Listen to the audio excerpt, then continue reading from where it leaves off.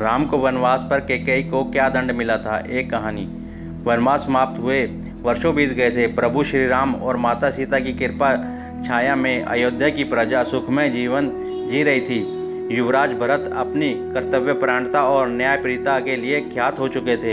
एक दिन संध्या के समय सरायू के तट पर तीनों भाइयों संग टहलते श्री राम से महात्मा भरत ने कहा, एक बात पूछूं भैया, माता कैकेयी ने आपको वनवास दिलाने के लिए मंथरा के साथ मिलकर जो षड्यंत्र किया था, क्या वह राजद्रोह नहीं था?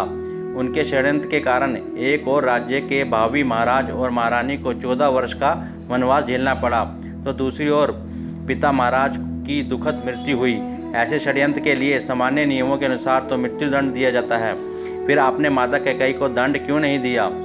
राम मुस्कुराए बोले, जानते हो भरत, किसी कुल में एक चरित्रवान और धर्मपरायण पुत्र जन्म ले तो उसका जीवन उसके असंख्य पीढ़ियों के पितरों के अपराध का प्रायश्चित कर देता है। जिस माँ ने तुम जैसे महात्मा को जन्म दिया हो, उसे दंड कैसे दिया जा सकता है?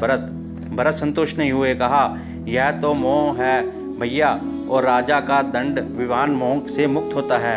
एक राजा की तरह उत्तर दीजिए कि आपने माता को दंड क्यों नहीं दिया। समझिए कि आपसे एक प्रश्न आपका अनुज नहीं, अयोध्या का एक सामान्य नागरिक कर रहा है।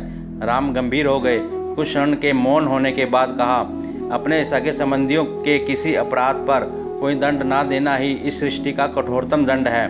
भरत, माता कैकेयी ने अपनी एक भूल का बड़ा कठोर दंड भोगा। वनवास के 14 वर्ष हम चारों भाइयों ने अपने अपने स्थान पर परिस्थितियों से लड़ते रहे, पर माता कैकेयी हर क्षण मरती रही।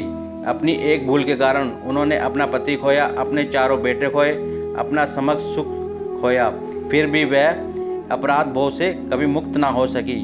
वनवास समाप्त हो गया तो परिवार के शेष सदस्य प्रसन्न और सुखी हो गए, पर वह कभी प्रसन्न ना हो सकी। कोई राजा किसी स्त्री को इससे कठोर दंड क्या दे सकता है?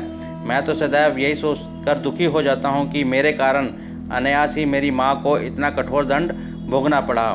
राम के नेत्रों से जल उतर आया था और भरत या आदि भाई मौन हो गए थे।